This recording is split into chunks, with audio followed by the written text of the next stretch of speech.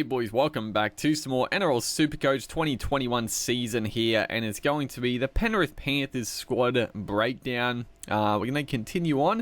A lot of fun, been a heck of a lot of fun doing these videos, just to sort of, it's just to tie us over till the season starts, and a little bit of info for people that may know, or just, I don't know, personally, I like to listen to podcasts and other people talk about Supercoach, so I'm like, there seems to be a good audience for people who enjoy it, so I'm going to continue, and once I finish the squad breakdowns, I'll probably redo my team a bit and go through my updated team, but for now, let's get into the dummy halves. So, Api Coruscant, as you can see, I do have Coruscant as my starting dummy half, and I don't think I'm going to change that. I think I'm pretty much locked in for Coruscant. I think he is a very, very good pickup.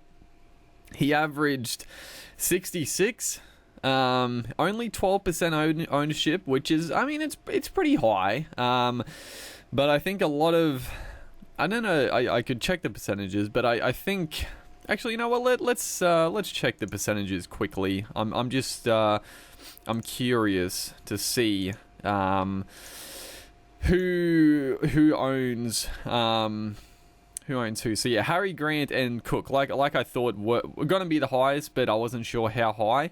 So just on Coruscant, honestly, I just feel like he's got the upside of Cook and Harry Grant. He's got the work rate. The only downside about Api Coruscant is he is a little bit injury susceptible. But I feel like that's only going to happen later in the season. It's sort of the trend. Api Coruscant, he started the year incredibly. He was the buy of the year last year. He started about 350. I obviously picked him up, and he was one of the top runners for a long time. And then, in typical Coruscant fashion, just the way he plays, a small body, he just picks up a few niggles. They rest him a little bit later in the season.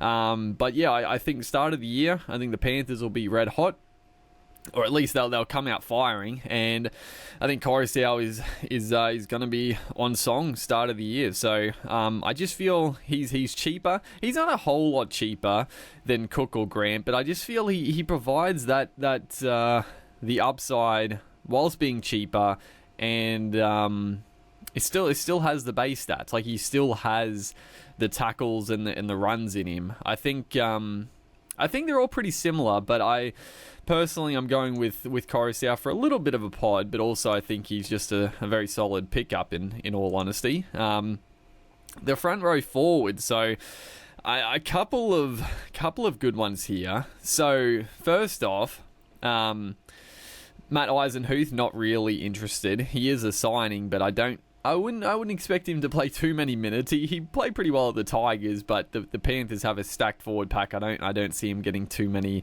not too many minutes. So he's definitely out of the question. James Fisher-Harris, though, good lord, I don't remember what happened to him. Can we actually see previous season stats? You probably need to upgrade to Supercoach Gold, which costs money, which I'm not going to do. Here's his. You can see like his projected scores, which is neat. I wouldn't read too much into the projected, but as you can see, the projected, it is higher than. Actually, what's that? What's the gold line? Oh no! The gold line's are projected. The blue line's the break even. Okay. Yeah, look, you can't really read too much into that, in all honesty. I was trying to see if you could see, career stats. You need to have the Supercoach Gold, which, not gonna pay for, honestly. It's probably nice to have, but yeah, I can sort of do my own stats on it. But from memory, I know for a fact James Fisher-Harris was up near 600, probably over 600, and he was the form front rower. He was playing like 80 minutes most weeks for the Panthers. He was making 40 tackles, 20 runs a game. He was killing it. And then I probably Probably similar to Coruscant, he just sort of got eased at the end of the year. His minutes definitely dropped. That's why his overall average dropped down to about 59. He was definitely up like high 60s for sure. So he is very underpriced and very tempting, dude. It's going to be tough, dude. So the front row is just an absolute nightmare to pick. There are so many good options because I feel like there's so many that are undervalued. And Fisher Harris, he's a very tempting pickup. Very tempting. I don't think I can fit him in because I'll have to do like I'll have to sit down and look at all the options and then sort of work out who I want. Because at the moment, I'll say in my team, I've got Matt Lodge and Tino as my starting front rowers, and then I have Jack Hetherington and Otakamanu as my cheapie. And I'm like, how do I fit Fisher Harris? And then also, there's a couple other guys. Who do we do? Who was the other players we did? I can't even think. But there were a couple other front rowers in previous teams that I was like, that's very tempting as well. So yeah, the front rowers are stacked. So yeah, Fisher Harris. I could easily see myself going him. And then the other big one here is Spencer Leniu. So he is pretty high owned, 16%, which is unsurprising. He's a cheapie because he's an absolute monster, but his game time has definitely been very limited. He's just come on for that 20-minute burst, and, he's played very well, but a minute's going to be higher this year. I feel like surely they have to be, right? No Tamo. I don't think it affects their pack too much, but I'm like, this kid is an absolute monster. Surely you've got to give him more time. So, Spencer Leniu, I think... I don't know. Like, that's the thing. I'm like, who would I rather? Otakamanu? I'd probably rather Spencer Leniu than Otakamanu in case he snags a starting spot, which he wouldn't. But I think Spencer Leniu is probably the pick of the cheapies at the moment that I've seen. We'll go through rest of the teams and find out. But Spencer Leniu, very, very solid cheapie. I still don't think he probably isn't going to be like playing big minutes, but I could surely his minutes will increase from last year. He's an absolute tearaway, so wouldn't be surprised. Second row forwards. So yeah, there's a lot doing here. So Isaiah Yeo. So everyone had him at centre last year, or everyone that did well, had him at centre. Unfortunately, he's only a second row forward this year, and he's priced to his max. I still think he's a good option as a safe back row, but I do still feel that there's better options for similar price. You look at Yo 612 or Tamalolo at 641. You'd go Tamalolo every day of the week. And then there's a lot of other guys that are a bit cheaper or about the same price, and I just feel like they're just a bit safer. I think Yo had his I think he had his best year last year. He's been good for a long time, but I think it was definitely his best season and best season Supercoach wise. So it's like, does he back that up? I don't know. And even we look at the next guy here, Viliami Kikau. I would go Kikau over Yo at the price, at the upside. Kikau is he can go down injured and he can cop the odd suspension, but he's a very juicy prospect. He can bang out 80 to 100 points pretty comfortably if he gets his hands on the footy. So yeah, Kikau, very tempting price at 540, but again, my back row is stacked and I don't think I can fit him in, but yeah, I think he's a good option as well. Fisher Harris we talked about. I would definitely be picking up Fisher Harris in the front row instead of the second row, but it is also nice that he is duals. Liam Martin and Kurt Capewell. So these guys are interesting. So Capewell, I'll talk more about the centre option, but the problem is that he is probably just going to get on the bench, which is crazy. And this is what I'm talking about with their stacked forward pack. Liam Martin is an absolute gun, and Kurt Capewell is a gun as well. He's an Origin player. So I would love to pick up Martin. I think he is great value, and he is going to be a Supercoach star. But I couldn't go I couldn't go Martin just because of Capel on the bench. I'm like, does Martin play 80 minutes? Does he only play 40 minutes? I don't know, dude. Both these guys are definitely starters. Like, they are definitely starters. And I guess this also puts a little bit of a spanner in the works for Kikau. So they might use Kikau a little bit differently. Maybe they use him more as an impact player, give him a bit of a spell, and then bring him back. So yeah, I think going Panthers forwards it's a little bit risky just with their depth. It's sort of similar to the Parramatta Eels, in all honesty. But yeah, Martin, I'd love to get him, but you can't go there, unfortunately. You could wait and see how they play with the minutes, but yeah, just it's too stacked. It's too stacked. The halfback, so there's not too much to talk about other than Cleary is. Did he score the most points last year, or was it Tedesco? I know Tedesco is. It must have been Tedesco, surely. But I mean, Cleary is far and away the best halfback option. I don't have him. I'm taking the gamble on Moses for now. We'll see if I stick to my guns. But I mean, Cleary, he's expensive, but he is worth the money. I do think he will drop in price. I don't expect him to average 80. I don't expect him to average 80 at the start of the year. I feel like he will drop in price, but you can't go wrong starting with Cleary. It's a very safe option because he's one of the halves. He's one of the few halves that you're not really worried about because he's always going to score pretty well in base. Like Cameron Munster similar. They make a lot of tackles.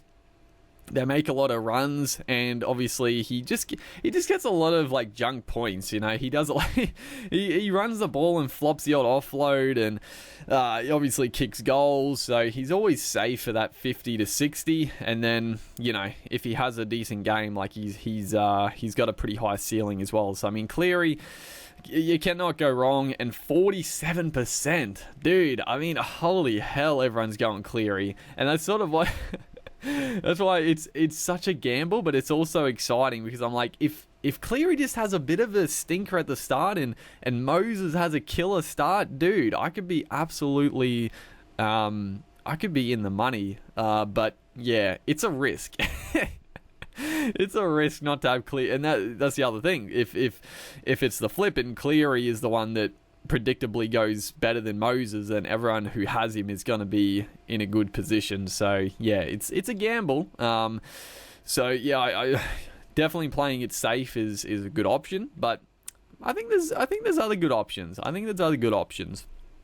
The 5'8". So again, not too much to talk about other than Jerome Luai, who is 7% owned. Not terrible. He had a great year. I mean, average 62, which is a little bit surprising. I didn't think.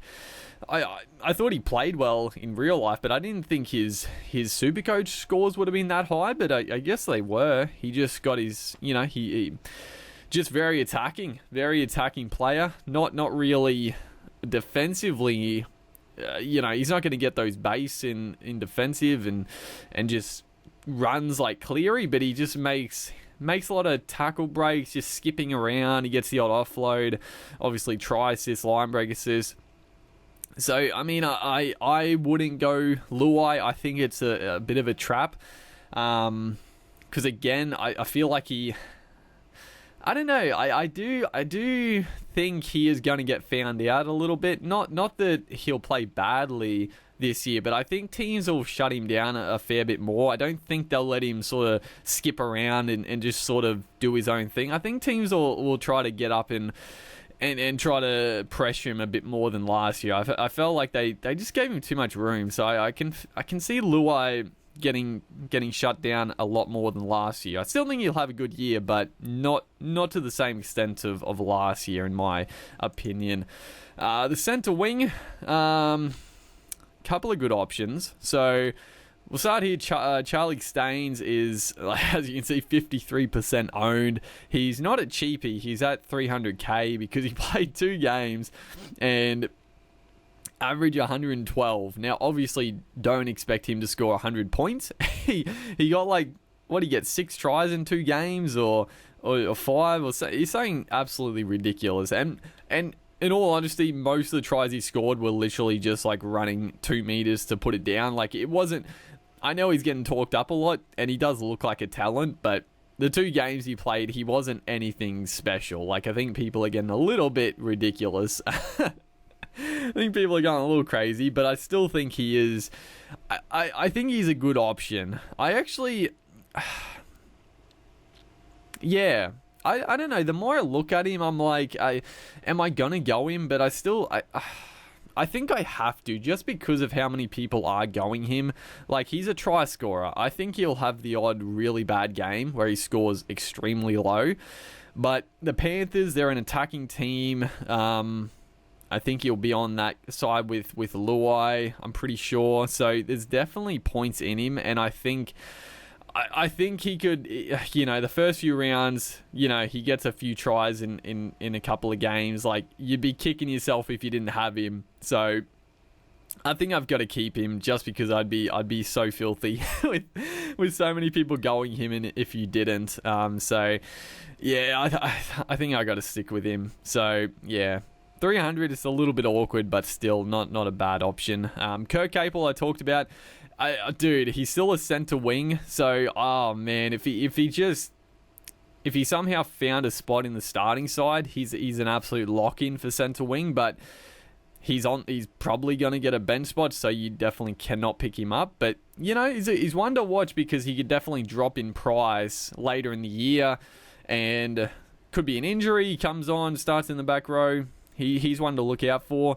Stephen Crichton. So I actually started the year with Crichton. 16% of people have him, and I mean he's only, he's a tick under 500k. He's a weapon, but I do feel like he might have that Wanga Blake sort of issue. He's an athletic monster, but does he get his hands on the footy enough? This will be the year to tell, because he scored a lot of tries last year. He didn't, his work rate wasn't that high, but he scored a heck of a lot of tries. So if his work rate increases and he still gets those attacking stats, he'll be an absolute keeper. But I don't think I can fit him in, unfortunately. And then Brian To'o here at 4%. So out of all these guys, To'o is definitely the one I'm most interested in. But again, I don't think I can go him. It's just too expensive, and I've got Holmes. So I only can afford one sort of premium center wing. And I have Holmes just a little bit higher on the pecking order than To'o, but geez, he's a good pickup. I think these should be switched. 16% should be on To'o and 4% on Crichton, or honestly both. Both should be pretty high, because To'o, he's like Nofaluma. He can score the odd try, but his tackle breaking, his hit ups, he's a base stat monster. So To'o, very, very good pickup if you can afford to have him. And if you're going one premium center wing, I think you could do a lot worse than going with the pod here of To'o. And then the fullbacks, is it going? There we go. Who were the fullbacks? So Dylan Edwards, he had a great year. Good Lord, he averaged 70. 0% of people own him, and he averaged 70. That sort of shows how good the fullbacks are. But yeah, you couldn't go Edwards over the other top of the line fullbacks, in my opinion. He only played the 11 games as well. So yeah, you missed the start of the year. So yeah, no one's going him. He could be an absolute pod, but his work rate's up there, but I just think he lacks not the attacking. Like, he can still score tries and make line breaks, but he's not really a fullback to really set players up. So yeah, I couldn't spend the money on Edwards. So yeah, there's the Panthers. That was a pretty long one. Now the Rabbitohs. So the Rabbitohs are going to be long as well, dude. The Rabbitohs is going to be a long one. All right, so Damien Cook. We talked about Cook at the start. I think he's a very good option. As a premium, I think at the moment I'd rank them Coruscant, Cook, and then Harry Grant if I was going in order. Not who I think will be the best scorer, but just who I would personally go. So yeah, Cook, I mean, 29% owned. He's definitely heavily backed. So yeah, you can't go wrong with Cook. I think he'll have a good year. The Rabbitohs look like a good team this year. So yeah, I think he's in for a big one. The front rowers, honestly not much doing here. Honestly, Liam Knight, Liam Knight last year, I thought, a lot of people thought he would have a great year, playing bigger minutes. I thought he'd be almost a genuine keeper, but never really went there. Junior Totola always scores okay, but yeah, not much doing in the Rabbitohs front row. They just, I don't know, they have a rotation where none of them play massive minutes, and they all score about, as you can see, the averages are all like 40 to 50. So, yeah, you can't really go any of the Rabbitohs front rowers, honestly. And they don't really, I mean, Patrick Mago's a good player, but nothing else really in the cheapies. So, second rowers gets, all right, so there's some stuff here for sure. So, Cameron Murray. It looks like, so I think Wayne Bennett did come out and say Cameron Murray will be playing lock, which he should be, and at 599,000, dude, he is extremely tempting. And again, I'm sort of like, I'm looking at my team, I'm like, David Fafita or Cameron Murray, and I'm like, honestly, Cameron Murray seems like the better option. I feel like Murray has the attacking and then also more work rate. Oh, geez, that's tough. I could definitely see myself switching to Murray over Fafita. The only issue is Jai Arrow. As you can see here, Jai Arrow 474. He had a little niggle. I think he will be right for round 1, but regardless, what is Wayne Bennett going to do with Jai Arrow? Surely he will play front row, you would think. But then sort of my prediction is that Arrow will start in the front row. Actually, I don't know. I honestly don't know. I was thinking Arrow in the front row, Cameron Murray plays the first 30 minutes, then has a bit of a spell. Jai Arrow stays on, it plays at lock, and then in the second half, Murray comes on to spell Arrow. But I don't know, would that work? I mean, Arrow's going to be making plenty of runs as a front rower, so it's not really... I don't know. Maybe Arrow will just play as a front rower and rotate in and out. Cameron Murray might just stay at lock for... I don't see Cameron Murray playing 80 minutes still, but I think he will, he'll play 60. And he's a very good pickup. But yeah, Jai Arrow is the only sort of spanner in the works. And I mean, I'd love to go Arrow as well. I mean, he's definitely cheap, but you cannot go... I'm surprised 6% are going him. He's undervalued for what he can do, but I just don't know his role. I don't know the minutes, so it's just... I don't know. It's a wait and see. He's definitely one you can watch the first couple of rounds, see how they're playing him, and just take it from there. I don't think you should jump on Arrow to start with. I think it's a bit of a risk. Or not a bit, it's a massive risk. Jaden Sewer was a good little cheapie last year, but I think he's pretty much peaked. I think, played big minutes in the back row, and he's an absolute gun, but he's not really a guy to... He doesn't make... His work rate isn't massive, and then also he's not a real attacking... I mean, he does have a good little step, and he's a strong boy, but he's not like your David Fafita or Angus Crichton. He's not going to score tries that regularly. He's more of your impact defensive powerhouse, so I wouldn't be going Jaden Sewer. Anyone else? Kalamatangi. So here's the other interesting one. So he I think he is in the front running to pick up the starting back row spot. So what could happen is Kalamatangi in the back row. He's a big boy. I would doubt he would play 80 minutes, but he might. But what I would expect maybe is Kalamatangi back row. He goes off.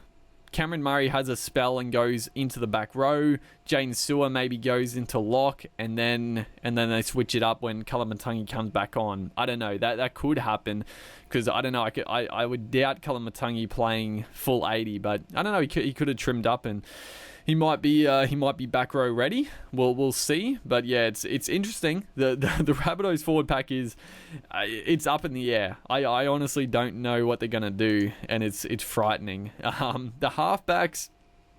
I'm so shocked that Benji Marshall scored so well last year. I mean, he was one of the Tigers' best. I'm surprised they got rid of him, honestly. I can't believe the Tigers didn't just hold on to him for another year. I think he was much better than Luke Brooks for the whole year. But Adam Reynolds, again, yeah, I don't know. I mean, again, he averaged 60. It's not terrible. He does the goal kicking. I thought he had a pretty good year, but I couldn't go Reynolds over Moses, over Cherry Evans, over Cleary. Just, yeah, I think he's a little bit down the pecking order in my opinion. The 5'8", so big one here, Cody Walker. Actually, he's in my team at the moment. He's not meant to be. I think I didn't save my team previously because I had Cameron Munster when I did my video, and I would be going Cameron Munster. I wouldn't be going Walker because I had Walker and I was very keen on him. But the problem is that I forgot that the last round last year he scored 200 points. So he still had a good year. But you take 200 points away from his overall, and his average, it's still good. I can't do the maths, but it's nowhere near 74. And I don't know. Cody Walker is such a... Oh, man. He can turn it on, and he looked pretty good in the All-Stars game. I mean, he looked okay. I mean, he looked attacking. He looked like he could break open the game at any time, but... yeah, I don't know. I think he's a little bit too expensive for sort of the ups and downs of Cody Walker. So I would just spend a little bit more to get Cameron Munster if you can, in my opinion. Center wing. Josh Mansour has gone to the club. Again, I think if you're going a premium centre wing, I think there's better options than Mansour. I think Brian Toto is a far better option for a bit cheaper. Has the same work rate, probably has more tries in him. So yeah, I would Mansour. Nah, I wouldn't be going Mansour. Campbell Graham. I mean, he had a good year, but again, it's a little. I'm like Brian Toto is just a better option in my opinion. And Valentine Holmes I think is a better option as well. Alex Johnston, if he doesn't score tries, he's not going to do too well. Dane Gagai, he's always around that 50 average. Braden Burns. Injuries ruined him last year, but he burned me badly last year, so I'm not gonna go him. Stephen Masters, I don't know if he's getting a spot, but geez, he played well last year when he got a game. Braden Burns, I just talked about. I meant to say Jackson Paulo, looked a good young talent, but again, I think he's not going to be in the team, so can rule him out. But yeah, the Rabbitohs. They got a lot of players that average pretty well. I mean, you look at their centre wings, 67, 61, 55, 55. It's all good. Like, their starting back row, or I can't speak tonight. Their starting backline all score well, but yeah, I don't know. I do think there's just better options going someone cheaper or going another player in the premium spot. And then the fullback options, so Latrell Mitchell, he's not was he a dual? Yeah, he was a dual fullback and centre wing last year, which was nice. He's only a fullback this year, and you cannot go Latrell Mitchell. Oh man, I couldn't. I mean, there's 9% of people going him, which is shocking. Yeah, I couldn't do that. He can definitely score 100 points, but just, dude, I'd just be so mad watching him not get involved. It would make me so mad. But, you know, he's playing with Cody Walker. That left-hand attack is just incredible. So I can see points, but I think there's better options. I definitely couldn't. I couldn't take the gamble on Mitchell. 100%, I couldn't take the gamble, but if you're one of the 9%, like it's either rocks or diamonds. I feel like in real NRL, like I think he'll be very good. I think he gets pretty harshly criticized at times, but in terms of Supercoach points, that's what I mean by rocks or diamonds. Like I think he'll definitely have some absolute shockers, and he'll have some good games. But I think there's just better, safer options than Mitchell. But yeah, that's the Rabbits and the Panthers done and dusted. Two of the heavyweights of the Supercoach year for sure. Some very, very good players in both teams. But yeah, hopefully you guys are enjoying the Supercoach videos. Make sure to like and comment, and I'll see you guys in the next one.